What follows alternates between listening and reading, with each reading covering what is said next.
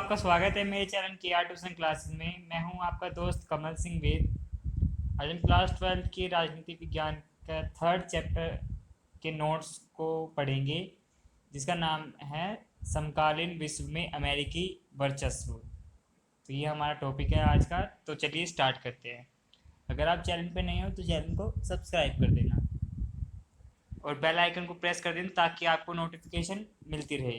ठीक है, तो चलिए स्टार्ट करते हैं। देखिए, समकालीन विश्व जो आज की जो दुनिया है, आज का जो संसार है, इसमें अमेरिका का ही रुतबा आपको देखने को मिलेगा। हर जगह आप जाओगे उसकी कंपनीज मिलेगी, जैसे मैकडोनल्ड्स हो गया, एप्पल हो गया, डोमिनोज, पिज़्ज़ा हट, कितनी सारी चीज़ें हैं जो कि अमेरिका से आती है। और वर्चस्व वर्चस्व का मतलब होता है एक तरह से दादागिरी, कह सकते हो इस अर्थ में। और यहाँ लेकिन यहाँ पे वर्चस्व का मतलब सिर्फ दादागिरी या ज़बरदस्ती करना ही नहीं, एक भावनात्मक रूप से भी दादागिरी करना इसमें शामिल होता है। तो इन सब चीज़ों को डिटेल से पढ़ेंगे, चिंता मत करना, ठीक है। तो देखिए, पहला पॉइंट देखिए आप, शीत युद्ध का अंत हो गया। जो शीत युद्ध, अगर आपने चैप्टर नहीं पढ़ा है पहला, तो आई बटन को क्लिक कर सकते हो आप, उसमें आप जाके शीत युद्ध की वीडियो देख सकते हो। शीत युद्ध के अंत के बाद अमेरिका विश्व की सबसे बड़ी शक्ति के रूप में उभरा। जो अमेरिका का प्रभुत्व था या एक ध्रुवीय विश्व का युग उस वक्त आरंभ हो चुका था। जब सोवियत संघ समाप्त हो गया था, जब शीत युद्ध खत्म हो गया था, तब अमेरिका ही दुनिया में एक अकेला देश बचा था जो कि महाशक्ति के रूप में था। ठीक है, नई विश्व व्यवस्था की शुरुआत हुई।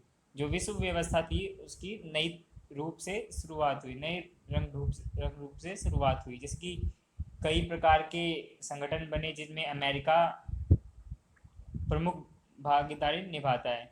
संयुक्त राष्ट्र संघ द्वारा इराक के विरुद्ध पर प्रयोग करने की अनुमति दिए जाने की अमेरिकी राष्ट्रपति जॉर्ज बुश ने नई विश्व व्यवस्था की संज्ञा दी। जो राष्ट्रपति जॉर्ज बुश थे, उन्होंने नई विश्व व्यवस्था की संज्ञा दी गई थी। आगे हमारे दूसरों के व्यवहार को प्रभावित या नियंत्रित करने की क्षमता, जिसे कि हम उनसे मनचाहा काम करा सके, उसे वर्चस्व कहते हैं। ठीक है, मतलब दूसरों के व्यवहार को प्रभावित कर देना, मतलब उनके व्यवहार में ऐसा परिवर्तन ला देना जिससे वो अपने आप को थोड़ा हीन समझे और उनको या तो उनको पूर्ण रूप से नियंत्रित कर लेना। अगर ऐसी क्षमता किसी के पास आ जाती है तो हम कहते हैं कि उसका उस क्षेत्र पर, उस जगह पर, उन लोगों पर वर्चस्व स्थापित हो चुका है।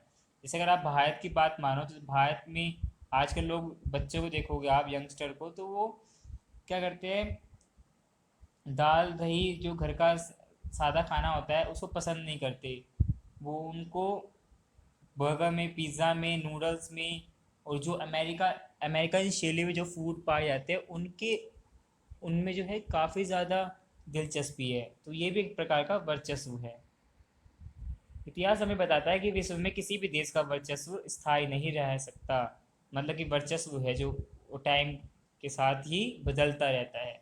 जैसे अगर अभी प्रेजेंट में देखा जाए तो जो कंट्री सबसे ज़्यादा ग्रोथ कर रही है वो है चाइना और इंडिया और जापान। तो माना जाता है कि आगे अगर 2040 या 50 में कोई विश्व शक्ति उभरेगी तो ज़्यादा पॉसिबिलिटीज़ है चाइना की, उसके बाद है जापान और फिर इंडिया। तो इस तरह से जो है वर्चस्व भी बदलता रहता है। विश्व राजनीति में विभिन्न देश और देशों के समूह ताकत पाने के लिए हमेशा कोशिश करते रहते हैं। वो ये ताकत सैनिक रूप से भी पाना चाहते हैं, आर्थिक रूप से भी पाना चाहते हैं, और राजनीतिक रुतबा भी बनाना चाहते हैं दूसरे देशों के ऊपर, कि अगर उनके देश में कोई सरकार आए तो वो भी हमारी पसंद की आए, ताकि वो हमारे लिए बेहतर नियम कानून बना सके, हम अपना व्यापार उनसे अच्छा कर सके, और सांस्कृतिक विकास के रूप में वो अपना रुतबा बढ़ाते हैं। तो जैसा कि मैंने बताया, अमेरिका वर्चस्व की शुरुआत जो सोवियत रूस था, जिसका विघटन 1991 में हो गया था, उसके बाद हुई। लेकिन दूसरे विश्व युद्ध के बाद अमेरिका विश्व की सबसे बड़ी शक्ति बनकर उभर रहा था। और इसका एक बड़ा उदाहरण ये भी मिलता है अमेरिका की महाशक्ति होने का, क्योंकि उसने जापान में हिरोशिमा और नागासाकी में परमाणु बम गिराए थे। अच्छा, आप यहाँ पे देख सकते हो, आप यहाँ पे प्रथम खाड़ी युद्ध जो कि अमेरिका ने अपनी शक्ति का प्रदर्शन करने के लिए किया, इसे कंप्यूटर युद्ध की संज्ञा भी दी गई है, क्योंकि इस युद्ध को टेली लाइव टेलीकास्ट किया गया था, टीवी पे से देखा जा सकता था। और 1992 और 2000 के बीच में जो चुनाव हुए, वहाँ पे बिल क्लिंटन अमेरिका के राष्ट्रपति निर्वाचित हुए। उन्होंने अंतर्राष्ट्रीय मामलों में इतनी दिलचस्पी नहीं दिखाई जितना कि पहले के राष्ट्रपतियों ने दिखाई थी। 1999 में उन्होंने यूगोस्लाविया पर सैन्य कार्रवाई की, मतलब वहाँ पे अपनी सेना भेजी गई उन्होंने लड़ाई के लिए, जबकि वहाँ अल्बानियाई लोगों ने आंदोलन किया। इसको दबाने के लिए नाटो सेनाओं ने कोसावो पर अपना कब्जा कर लिया। तो ये यूगोस्लाविया में अल्बानियाई समूह है ये एक लोगों का, वहाँ पे वो आंदोलन कर रहे थे। इस आंदोलन को दबाने के लिए अमेरिका ने अपनी सेना भेजी और वहाँ पे जो जगह थी कोसावो, उसको उस पर कब्जा कर लिया। तो इस प्रकार की चीज़ें दे रखी है। तो कई सारी चीज़ें हैं, जैसे कि देखिए 11 सितंबर 2001 को आतंकवादी घटना हुई थी। तो उस आतंकवादी संगठन के जो मुखिया थे, जो मास्टरमाइंड थे, उनको मार गिराने के लिए इन्होंने एक ऑपरेशन चलाया था, ऑपरेशन एंड्यूरिंग फ्रीडम। इस ऑपरेशन में अमेरिका के सभी देशों को विश्व से आतंकवाद का सफाया करने में योगदान देने को कहा गया। इसे 9/11 की घटना भी कहा जाता है, 9/11 की हमला कहा जाता है। यह घटना अमेरिका की शक्ति और उसके वर्चस्व को खुली चुनौती देने के समान थी। अच्छा देखिए, वर्चस्व से बचने के उपाय। तो वर्चस्व से अगर हम किसी की दादागिरी से या किसी की भावनाओं, कोई अपना को श्रेष्ठ दिखा रहा है और हम उसके तरफ झुक रहे हैं, तो हम उससे कैसे बच सकते हैं। देखिए, एक पहली नीति आती है वेडवेगन नीति। इसका अर्थ है वर्चस्व जनित अवसरों का लाभ उठाते हुए विकास करना।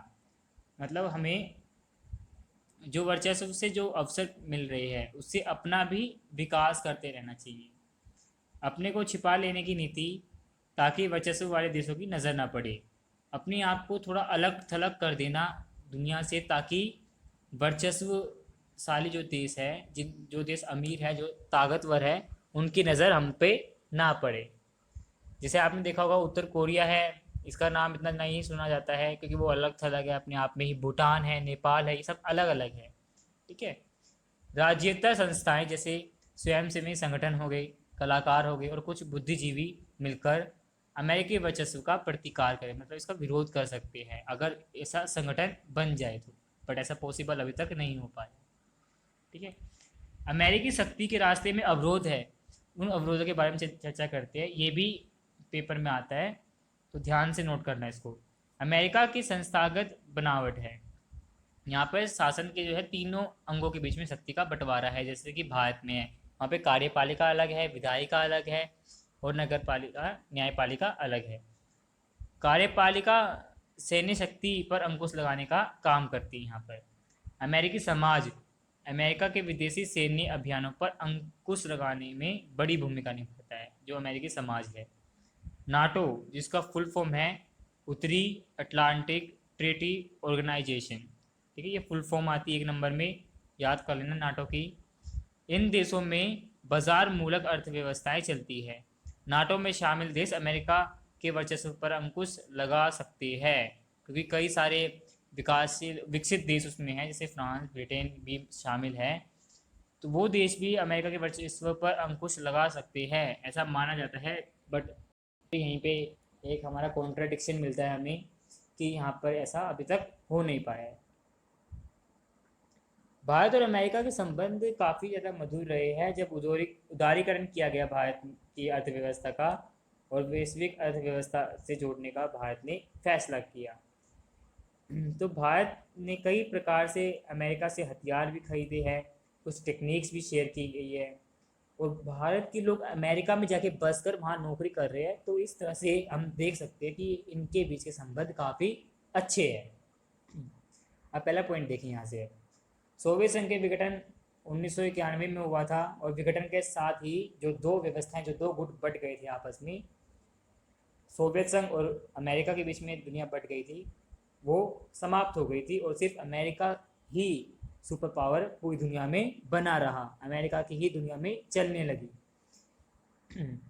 यहाँ पे दूसरा पॉइंट भी यही कहता है। तीसरा पॉइंट देखिए, अगस्त 1990 में इराक ने कुवैत पर हमला कर दिया था। पहली बार संयुक्त राष्ट्र संघ ने कुवैत को मुक्त कराने के लिए बल प्रयोग की इजाज़त दे दी थी। तो अमेरिकी राष्ट्रपति जॉर्ज बुश थे उस वक्त, उन्होंने इसे नई विश्व व्यवस्था की संज्ञा दी।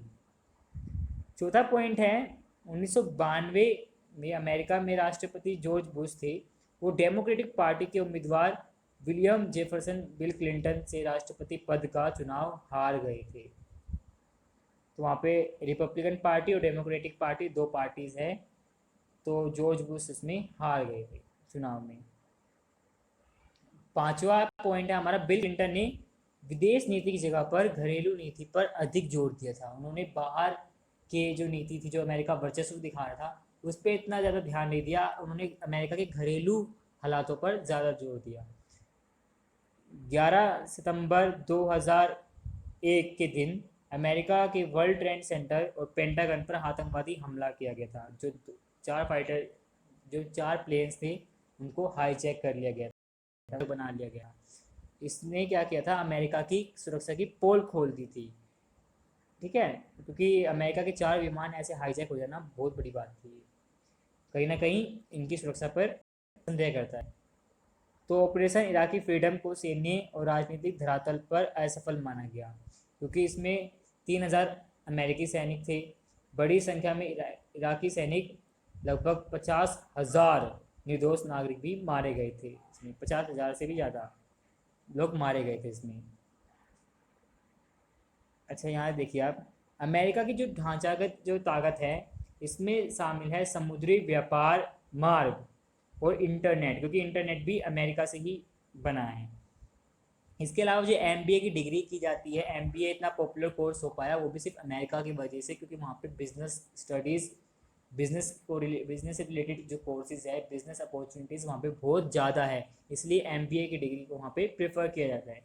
और अमेरिकी मुद्रा जो डॉलर है, इसका प्रभाव, क्योंकि ये ऐसी मुद्रा है जो कभी भी गिरती नहीं है, ना ही बढ़ती है, जल्दी से चेंज नहीं करती है, तो इसका प्रभाव इसके आर्थिक वर्चस्व को भी बढ़ा देता है, क्योंकि लोग डिग्री के लिए वहाँ कोर्स करने जाते हैं, वहाँ पे नौकरियाँ करते हैं, और उनके डॉलर की जो मुद्रा है वो भी काफ़ी स्थायी है, तो इसीलिए इसका आर्थिक वर्चस्व भी बढ़ा हुआ है। 9वां पॉइंट देखिए यहाँ पर, अमेरिका की ज़मीन पर 9/11 का हमला हुआ था, इसे सबसे गंभीर हमला अभी तक का माना जाता है। 11वां पॉइंट देखिए, 19 मार्च 2003 में ऑपरेशन इराकी फ्रीडम के नाम पर अमेरिका ने इराक पर सैन्य कार्रवाई की थी, क्योंकि इराक ने कुवैत पर ज़बरदस्ती कब्जा करने की कोशिश की थी। 11वां पॉइंट, अमेरिकी वर्चस्व सैन्य प्रभुत्व को दिखाता है, आर्थिक शक्ति को दिखाता है अमेरिका की, राजनीतिक रुतबे को भी दिखाता है, और सांस्कृतिक बढ़त के रूप में शीत युद्ध के अंत के बाद विश्व में देखा गया है। क्योंकि आप देख सकते हो, आपने भी अभी जब आप ये वीडियो देख रहे हो, क्या पता आपने अमेरिका में बनी हुई जीन्स पहनी हो आपने, या उसी शैली के कपड़े पहने हो, तो ये भी एक फैक्टर है जो आप देख सकते हो, अभी एक इसका इम्पैक्ट है।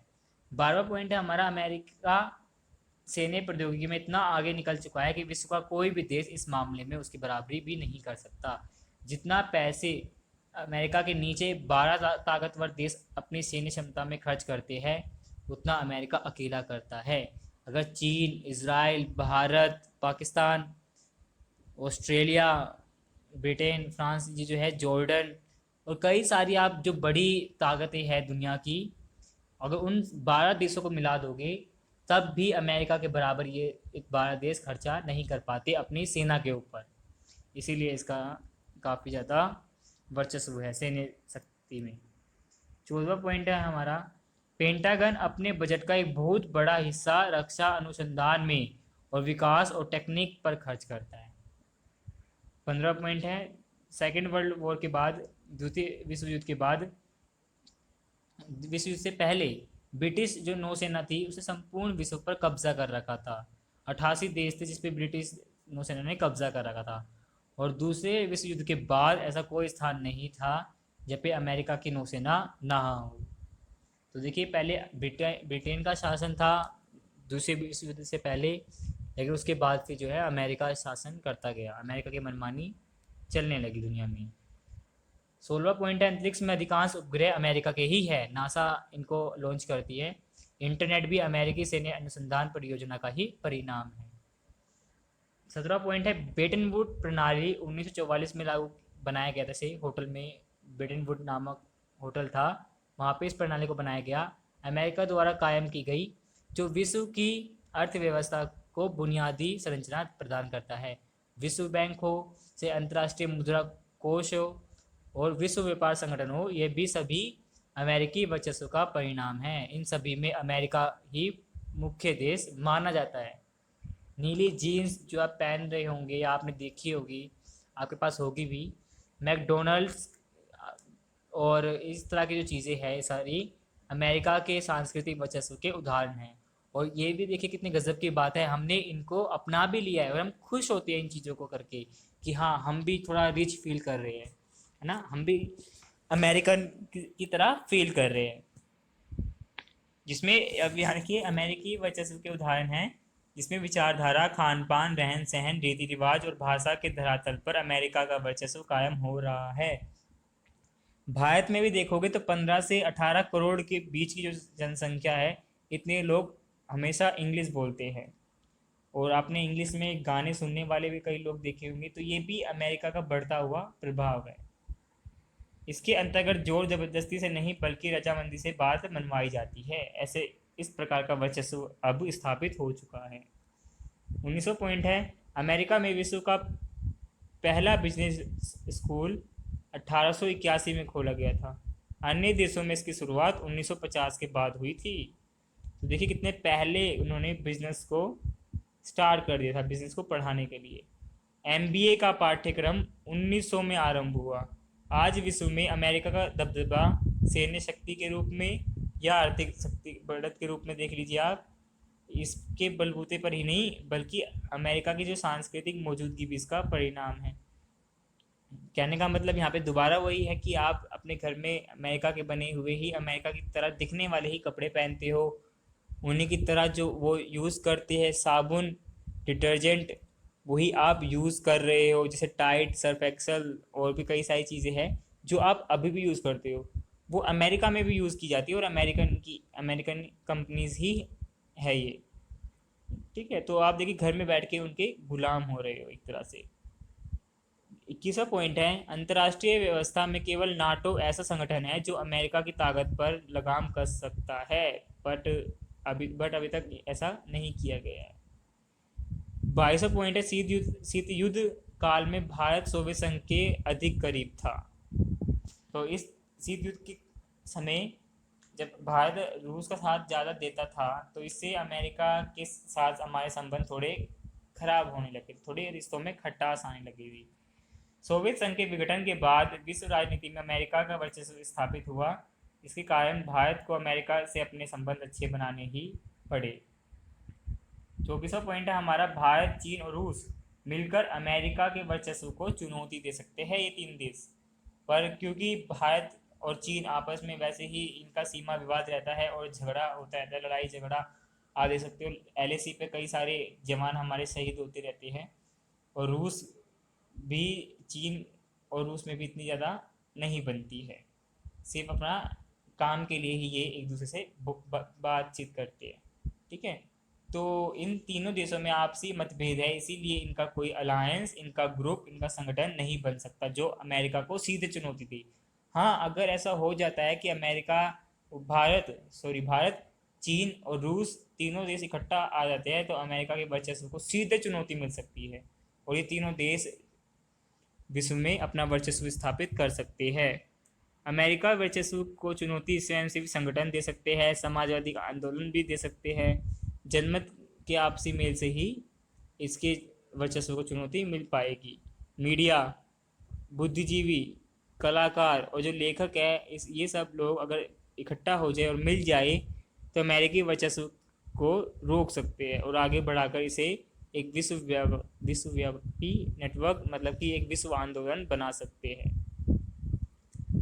ठीक है, तो बस हमारे चैप्टर में इतना ही था कि अमेरिका की आपने जो अभी तक जितना आपने उसकी वर्चस्व देखा है, जितना उसका महत्व देखा है आपने अपने जीवन में, वो किस वजह से आया और क्यों आया, तो ये सारे उसके रीजंस थे। ठीक है। तो आई होप आपको समझ में आया होगा वीडियो। अगर नहीं आया है तो आप दोबारा से इसको देख सकते हो। अगर वीडियो अच्छी लगे तो लाइक करना, ना समझ में आया हो आपसे या कुछ गलती हो गई तो डिसलाइक करके आप कमेंट सेक्शन में मुझे बता सकते हो। और अपने दोस्तों के साथ शेयर करना, अगर आपको हेल्प मिलती है तो।